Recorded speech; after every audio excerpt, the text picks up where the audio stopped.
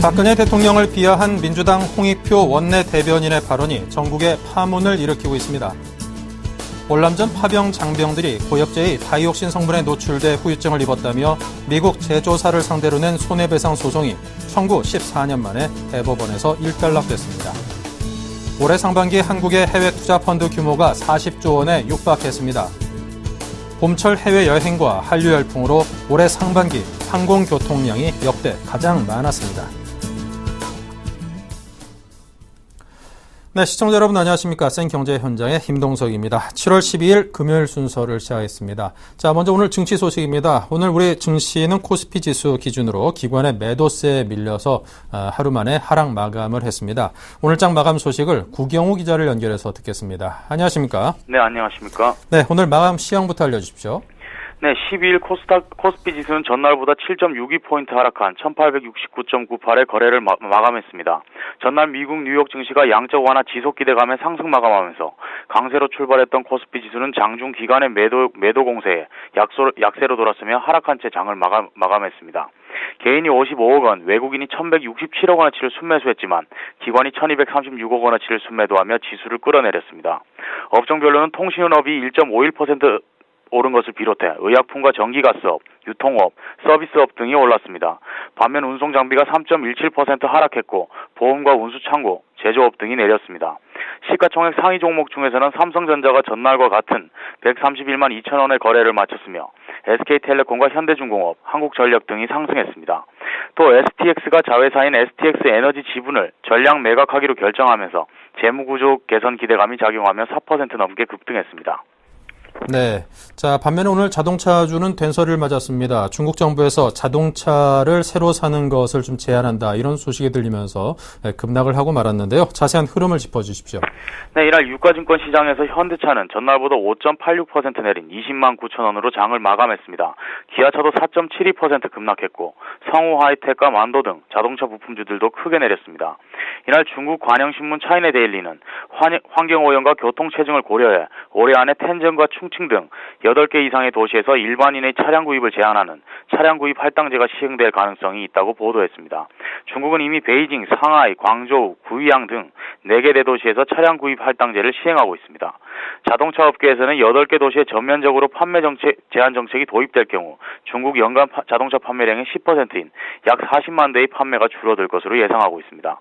하지만 전문가들은 구체적인 시행 범위와 기준이 아직 마련되지 않았고 과거 경험상 국내 자동차 업계에는 큰 영향이 없을 것으로 내다봤습니다. 오히려 최근 다시 불거진 노조 리스크와 2분기 실적이 향후 주가 흐름에 더 큰 영향을 미칠 것으로 분석했습니다. 네.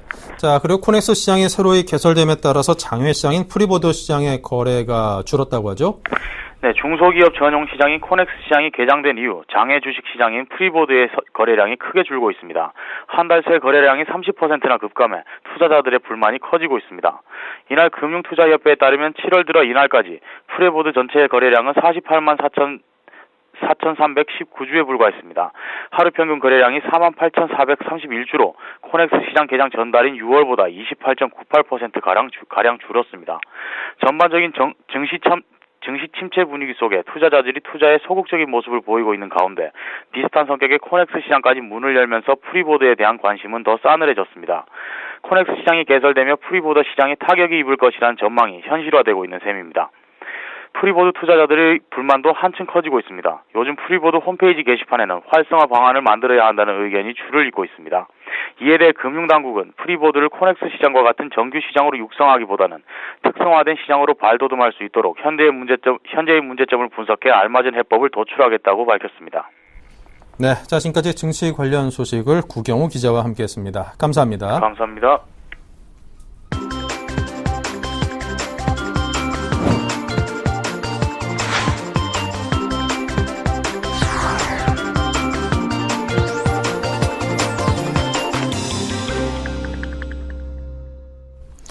네, 오늘의 주요 뉴스를 전해드리겠습니다. 박근혜 대통령을 비하한 민주당 홍익표 원내 대변인의 발언이 전국에 큰 파문을 일으키고 있습니다. 국정원 대선 개입 의혹 국정조사로 파행하던 전국은 홍 원내 대변인의 인신공격성 발언이 돌출하면서 막말 전국이라는 전혀 다른 방향으로 급전환되는 형국입니다. 여권은 대통령에게 그런 식의 막말을 할 수 있느냐며 강도 높게 비판하고 민주당에 공식 사과를 요구했습니다. 새누리당은 이날 예정됐던 2007년 남북정상회담 대화록 예비 열람을 위한 국가기록원 방문을 비롯해 모든 국회 일정을 중단하고 긴급 최고위원 회의를 소집하는 등 대책 논의에 들어갔습니다. 민주당은 새누리당이 남북정상회담 대화록 예비 열람 등 국회 일정에 불참기로 한 것을 국정원 국조 물타기 또는 국회 무시라고 비판하며 예정된 국회 일정을 진행키로 했습니다. 월남전 파병 장병들이 고엽제의 다이옥신 성분에 노출돼 후유증을 입었다며 미국 제조사를 상대로 낸 손해배상 소송이 청구 14년 만에 대법원에서 일단락됐습니다. 대법원 3부는 고엽제 다이옥신 성분에 노출돼 후유증을 입었다며 파월 군인 김모 씨 등 16,579명이 고엽제 제조사인 미국 다우케미컬과 몬산토 등 두 개사를 상대로 낸 손해배상 청구 소송에서 원고 일부 승소로 판결한 원심을 깨고 사건을 서울 고법으로 돌려보냈습니다. 재판부는 파병 장병들이 겪은 후유증 중 염소성 여드름 질병은 고엽제 노출이 원인이 됐다며 제조사 책임을 세계 처음으로 인정했습니다. 그러나 대법원은 당뇨병과 폐암, 말초신경병 등 다른 파월 군인들에게 나타난 대부분의 질병은 고엽제 노출에 따른 것으로 보기 어렵다고 판단했습니다. 올해 상반기 한국의 해외 투자 펀드 규모가 40조 원에 육박했습니다. 미주, 유럽 지역에 대한 투자가 늘었고 주식보다 채권에 대한 투자가 확대됐습니다. 한국금융투자협회에 따르면 올해 상반기 해외 투자 펀드의 자산 규모는 39조 7,800억 원으로 집계됐으며 이는 작년 말 대비 2조 7천억 원 늘어난 규모입니다. 주식의 평가액은 크게 감소한 반면 채권과 수익증권의 평가액이 큰 폭으로 늘었습니다. 상반기 채권 투자 규모는 지난해 말 대비 31.7% 늘어난 7조 6천억 원이었습니다. 수익증권의 투자 규모 역시 채권 관련 재간접형을 중심으로 지난해 말보다 31.3% 증가한 10조 원으로 집계됐습니다. 봄철 해외여행과 한류열풍으로 올해 상반기 항공교통량이 역대 가장 많았습니다. 국토교통부는 올해 상반기 국제여객과 화물 운송 등 항공교통량이 28만 5천 대로 작년 같은 기간보다 5% 증가했으며 이는 상반기 기준 역대 최고 기록이라고 밝혔습니다. 상반기 교통량은 고유가 사태가 난 2005년과 글로벌 금융위기가 심화한 2009년을 제외하고는 매년 늘어나 최근 10년간 연평균 5% 이상 증가세를 보였습니다. 국제선 교통량은 작년 상반기 15만 3천 대에서 올해 상반기 16만 7천 대로 9.64% 늘어났으며 이는 국내외 해외여행 수요 증가세 덕분으로 풀이됩니다. 우리나라의 리스 시장 규모가 20조 원을 넘어설 정도로 급성장했지만 피해 구제를 위한 법률 체계 구축은 아직 미흡한 것으로 나타났습니다. 한국소비자원에 따르면 여신금융과 물품에 대한 운용 리스를 포함한 우리나라의 전체 리스 시장 규모는 20조 원을 웃돌 전망입니다. 여신 리스 시장은 지난해 말 기준 10조 2,627억 원으로 2002년보다 4.16배 성장했고 운용 리스인 렌탈 시장은 2006년 2조 원대에서 지난해 10조 원을 넘어선 것으로 추정됩니다. 소비품 리스인 자동차 리스는 2002년 6,635억 원에 불과하다가 지난해에는 5조 8,247억 원으로 8.8배 증가했습니다. 소비자원은 현행법상에서는 리스에 관한 종합적이고 구체적인 법률 관계를 규정한 관련법이 전무하다며 민법의 리스 이용자에 대한 보호 규정을 강화해 운용 리스의 소비자 보호를 강화해야 한다고 말했습니다. 이르면 이번 달부터 주거용 오피스텔도 아파트와 다세대 주택과 같은 전월세 소득공제를 받게 됩니다. 기획재정부는 이 같은 내용 등을 담은 소득세법 조세특례 제한법 시행령 일부 개정안을 입법 예고했습니다. 이에 따라 국민주택 규모의 주택뿐 아니라 오피스텔에 거주하는 사람도 법 시행일 이후 납부하는 전월세분부터 소득공제 혜택을 받게 됩니다. 소득세법 일부 개정안은 이달 말부터 시행될 예정입니다.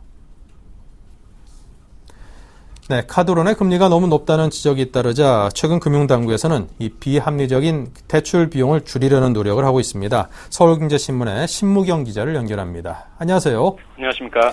카드론의 연체 금리가 10%포인트가량이나 내려간다고 하는데, 자, 이게 가능한 건지 먼저 궁금합니다.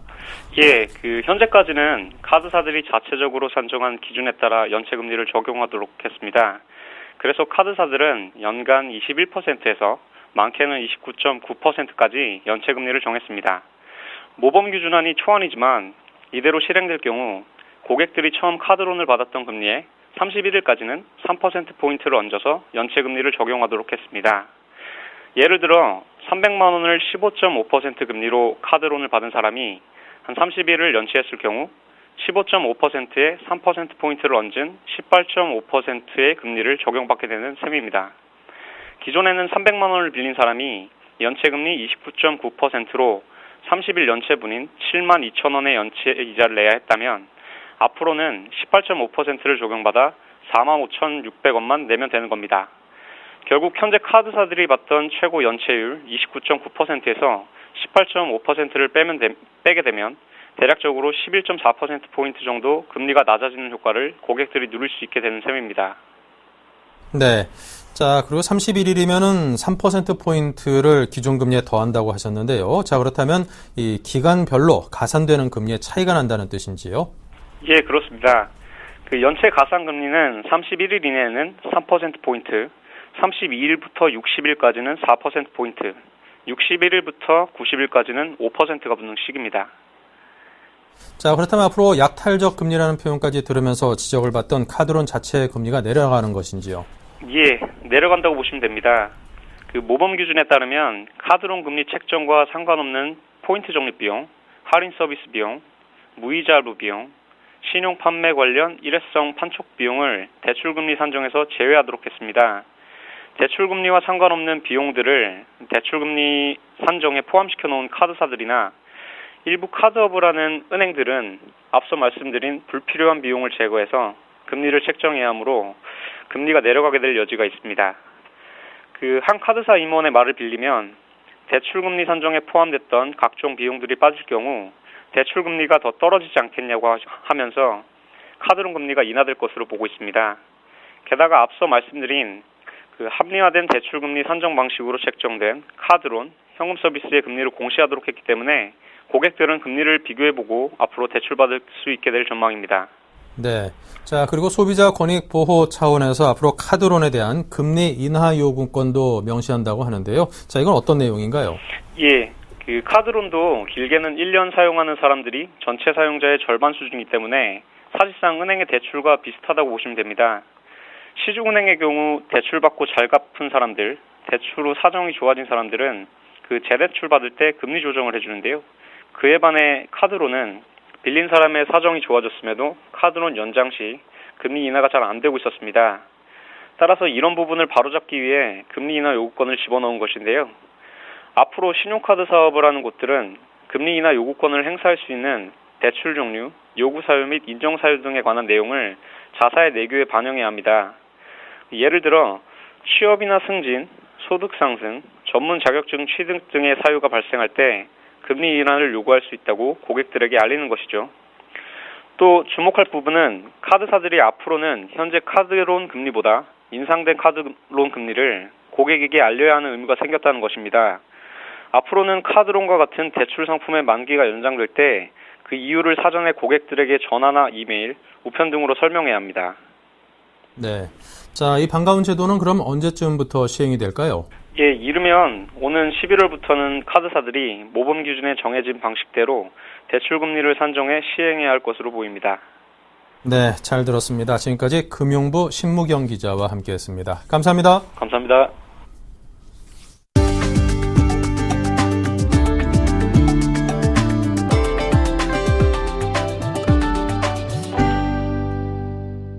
SK그룹 내 소모성 자재 구매 대행 업체인 행복나래가 사회적 기업 인증을 받았습니다.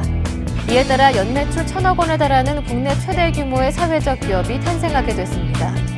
2011년 SK그룹 최태혁 회장이 MRO 사업을 사회적 기업으로 전환하겠다고 발표한 이후 행복나라는 우수한 사회적 기업을 발굴 육성해 양질의 MRO 상품을 납품받는 등 사회적 기업 간 거래를 통한 부가가치 창출에 주력해왔다는 평가입니다.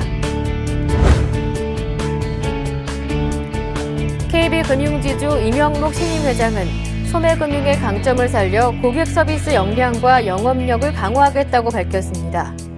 임 회장은 오늘 취임식에서 경쟁그룹에 비해 경영의 효율성이 떨어지고 주가와 시가총액도 열세라며 저성장 저금리 기조의 장기화로 수익성과 건전성에도 경고등이 켜졌다고 진단했습니다.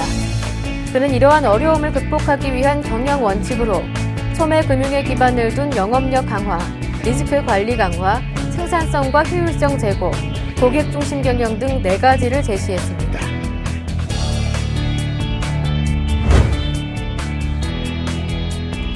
LG전자가 65인치, 55인치 울트라 HD TV를 미국 시장에 출시했습니다. LG전자는 오늘 로스앤젤레스 비디오 앤 오디오 센터에서 거래업체 관계자와 고객을 초청해 울트라 HD TV를 소개하는 신제품 발표 행사를 열었습니다.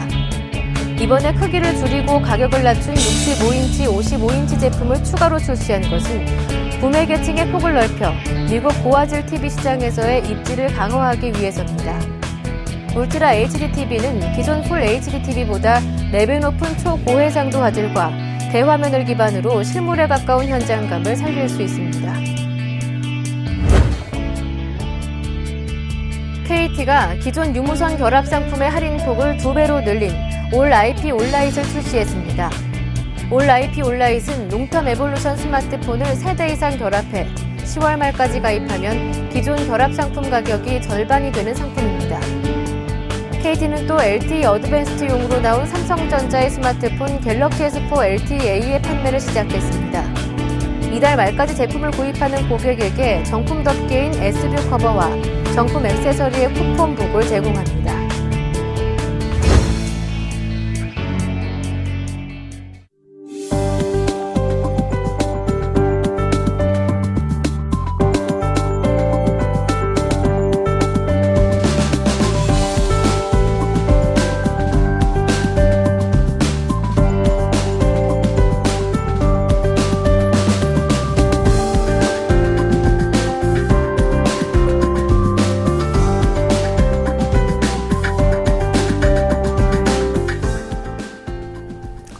네, 뉴스 중에 화질이 잠시 고르지 못했던 점 사과 말씀드립니다. 자, 이상으로 7월 10일 금요일 센 경제 현장을 마칩니다. 감사합니다.